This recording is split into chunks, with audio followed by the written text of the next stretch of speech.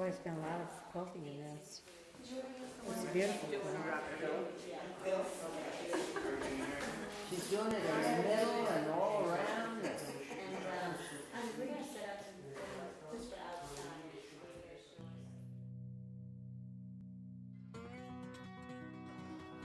This I love. I wouldn't sit at a sewing machine now if you paid me. Anytime somebody says, no, I said, I don't know how to use a sewing machine. That's why I do it by hand. I really don't like to sit in a machine. I didn't, when I had 5 kids, I only sewed at night after they were all in bed. Many a night I sat at that sewing machine till 2 or 3 in the morning. But I made all their clothes. To me, that's monotonous. But sitting there doing this it's very nice, it's very soothing, and I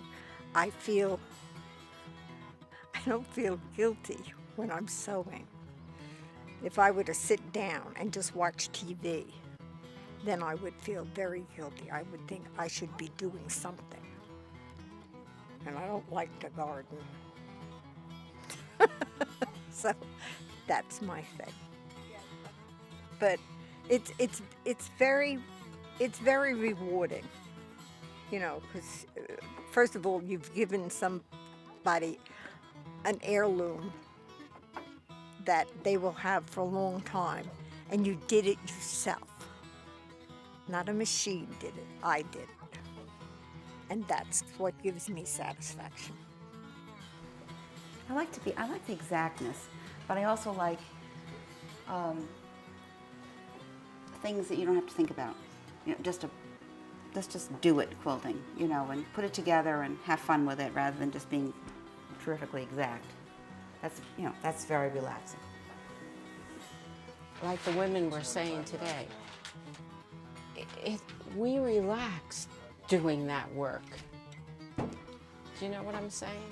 We enjoy it. We get enjoyment out of doing it, and you feel almost rested after you do it. It isn't like hard, laborious work. And then we're talking, and the time goes very quickly. I'm usually there about 8:30 in the morning every Tuesday, and I stay till 12, and that's 3.5 hours. Here, yeah, a puzzle. You have all the little pieces, and then all of a sudden you see a design coming, and it's real pretty. We went once to the Delaware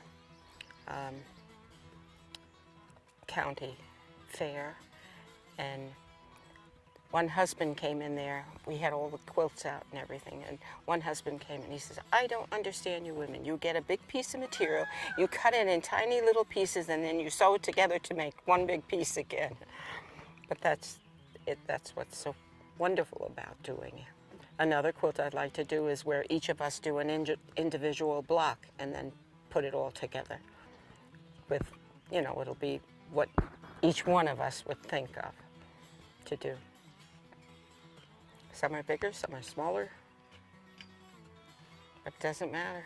It all goes together, and when it's all done, you don't really, unless you are going to take each piece and look at it under a microscope, you won't even know that. We have a nice big group. See, so many people come up from the city, and they're what we have too. They're not a lot of them local. Betty and I guess is still the only local ones left, and Barbara and Marty and Doris, all of them have come up from the city. Great group of people. Viga Hall. Oh, that's fun. I think that's really, I mean, it's so unique to think that you have an outhouse. And there's no water there. In the like today it was very warm, but in the winter, I mean, you go in there, and before they used to shut the heat off entirely. And now they keep it at 50. And you get in, it's relatively warm, but I mean, there were days. And it's a great group of people.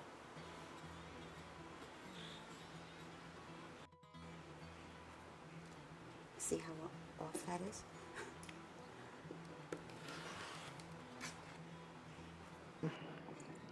You know, it's a fun thing to do, and you feel you're doing something for the community. You know, I'm limited now at my age as to what I can do. So I make the quilts and I give them away, and they raffle them off. You know, right now Boy Scouts. Well, you saw the yellow one, and I gave one to Nancy for her group, and they quilted that, and that's for the hospital. And then the applique one I gave to the hall. We made quilts for all the beds in the nursing home. And I wish I had a picture of the one. I made two. See, oh, they were beautiful. And how See, many these do are, you make? well, how many beds are there? 80? Something like that. All the grandchildren have quilts. Let's see. There's Matthew, Ryan, Kenneth, James, Billy, Natalie, Elizabeth. Made one from Bob and Jasmine, Barbara and Hank, Doris and Jeff, and Kathy. And some of them have two. Actually, and Barbara has three. No, she has four. My sister, some of the kids, but not all of them. I'd love to before I die, but I don't know. It takes a while. It takes 6 to 9 months to do one quilt. There's other tags on the kids' quilts. This one says, Dear Tyler, this quilt was made just for you to celebrate your 4th birthday. May it keep you ever warm and act as a reminder of my love for you. Ooh, should I get all emotional? Remind me of my love for you. Grandma, Nancy. April 19th, 2001. The one that my daughter has at home, I made it for her and she has it in her home. We went to a quilt show. We came home from the quilt show. We stopped at a fabric shop. We bought fabric. We cut out several blocks to try it. And it was just such a great experience to be with her all day at the quilt show, to have her buy me something that I really wanted, and then to make it up and enjoy it and say, look at this is phenomenal. And then I made her a complete quilt out of different material. And on the label, I put basically that story, what a wonderful day it was to share with you and to experience quilting with you or cutting things out with you. And it was just a great day. I remember it all the time. Everybody has a quilt. My two children and the grandkids, they have quilts at home, and then the quilts I've made for them for the rooms up here that they're in. And Eliza does not have her own quilt yet, so I have to work on that. My granddaughter. The only complaint my family has about this one, when I put it on the bed, it's too warm, even in January. Can you show me that one again? This one here. This is the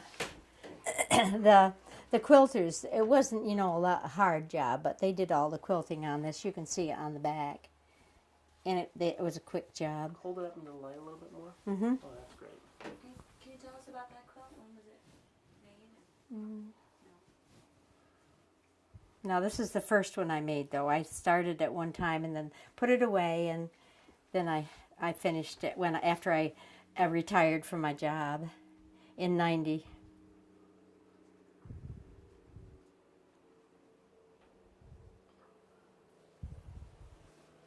Reminds me of my husband. He always used these, this type of bandanas when he worked. He was on construction.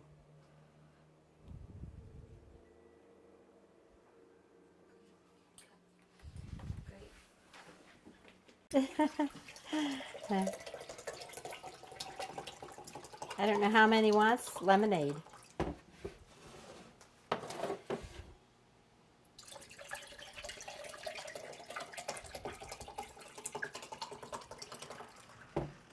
Okay.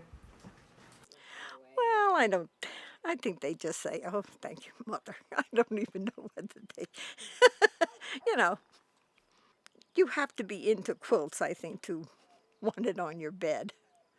You know, they have their own way of decorating, but they've each gotten one. They can do what they want with them.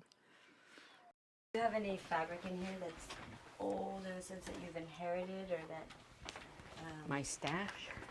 Some of the material is old, but the piece is old. That was my mother and father-in-law's. They used it as a bookcase. They had books in it. But when I got a hold of it, I want to put my material in it. This is an old piece, but that was pillow ticking. They would make pillow ticks to cover their pillows out of that. So you want to show us these old fabrics? Okay, this is like pillow. This is an old print. This is pillow ticking also that they used to. Where did you get them from? A good question. Aunts, my mother. Do you remember any pieces Special around one? the home that were the same fabric? Or? Dress with that.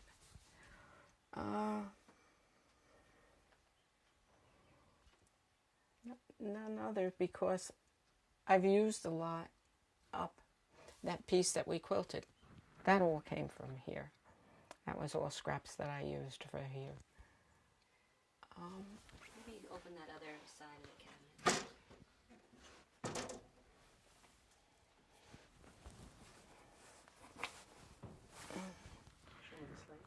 I made Christmas things for the kids out of that, and then I have pieces left from that.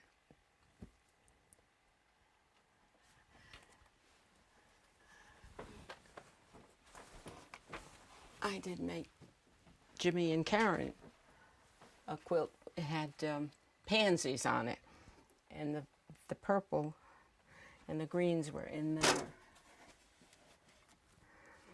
You have a stash of fabric. Yes. What's in there? Accumulation of fabric from probably about 20 years. As I said, I used to sew, I had 5 children, so I made a lot of clothes. And you just don't throw out fabric, you know, you just kind of hoard it. Or you can't go anyplace. Even when I'd travel with my husband, you know, we'd be driving through town and I'd say, stop, there's a fabric shop. It's just... What do you think that's about? It's just, it's your passion. It's probably like a guy seeing a new golf club, you know, and thinking, I have to have that. And that's how you feel about fabric. And I like only to work with good fabric. I would never waste my time on a poor piece of fabric. The problem now is we have so few fabric shops left. The one in Stamford, she's selling out. So we'll have to go to Joann's. We will have nobody else to go to. Back to Doris. This is something I got. I looked and looked and looked for a pattern for scraps. You know, that's what my sister had brought me all this material from her group in Pittsburgh that disbanded. And so this is the one I picked. And it wasn't in any, I looked in, I bet you, a dozen books. And Doris had taken this out of a magazine. And this is the one that I picked. And it was fun to work on. I really enjoyed it. And when I get this one done, I may do one more in my sister's church. And I had boxes, and I've given the other quilters lots of material, and I still have bags and boxes in the attic. I've heard a lot of people like share a lot of material. And We do. And We all do. Yeah. Do you have material that's like you think like really old or passed down from generation to generation kind of thing, or I guess your mom's quilt? Well, Betty Sherwood, are you going to her house? She has one of those crazy quilts that her grandmother made. I've got material. And then up the back road, you know, Rose Stahl, Gordy. She gave me, they clog, you know, and they had those great big skirts. And she came down with a whole bag full of their old skirts. They had all new skirts left. And I said, I know they were nice little prints, but so I gave them to Luana Bullock, I guess, because she sews all the time, makes crafts. And they're just as nice as new because they keep them so nice for their clogging. My mother made all these, the ship square. We call them sailboats, but they're not. We decided they were clipper ships after a while. But then I just put it all together and just I was here all by myself doing it, and I just put anchors here, and these are supposedly seagulls. And then I have waves all around the outside with little seagulls. It was fun. Lots of waves all around the outside, and then a little seagull. There's a small one there, and here's a big one. He looks more like a vulture, I think. That's the seagull. But my mother did those squares, I'll bet, probably 60 years ago, and had just put them in the attic. Yeah, they're all nice groups. I hope it's not a dying thing. I hope the young folks will take to it. Because quilting is not really that. I know my daughter-in-law, Lucia, she keeps asking me, I wish you could help me. I said, you get a pattern and get your material, and that's the way you just go at it, and then somebody can help you. Yeah, you can't sit down and tell somebody what to do, and then they go home and do what they have to start in doing it, really. But I really love to do it. I hope I can keep on doing it. I never quilted till I retired much. Yeah, so, but I think most of them, when they retire, they want something to do. You can't just sit around. Oh, it's nice if you like. You either like it or you don't. We've had people come and they'll stay maybe for a few months and then they leave, and we don't feel bad about it. I mean, they just don't care for it. You either like it or you don't. I started quilting. I retired from teaching in June. I started teaching in July. Started quilting in July. That summer I went to an excellent teacher who owns a quilt shop. She was a wonderful teacher, very exacting, but pleasant. But she would say to you, your seam is off 2 threads. 2 threads in the fabric that you're stitching. I mean, it was minute, but if you did it correctly, it came out beautiful. And I learned a lot of things from her, and I've passed them on to other people, and it's amazing. It's really, it makes you feel as though you're living in the 1870s, 80s, you know, it's really, so much camaraderie, so much sharing. Well, that's when quilting really, the very basic quilting came into play in America. And, you know, using scrap quilts, you didn't have any, you didn't have a great supply of fabric. Like the chintzes that are very highly printed, and pheasants and flowers and everything else, and you'd buy a yard of that, and it would be very expensive if you could get it. And you would take that and you would cut out the flowers or cut out the birds and then applique them on a large piece of fabric so that you used a small amount of fabric, but you got a good look. All my girls I taught to sew. Doris has made a couple of quilts.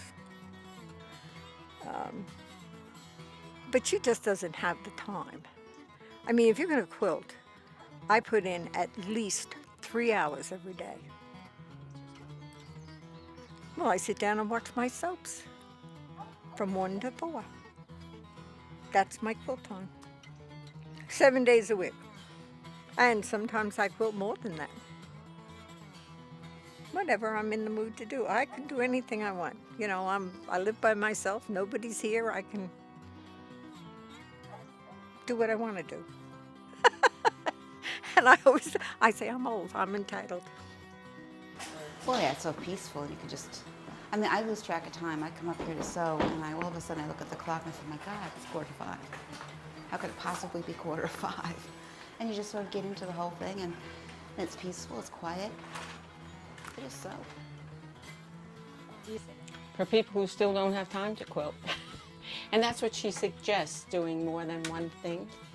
And even if you maybe you only have a half hour to come and work on that, just do that half hour and eventually you get it done.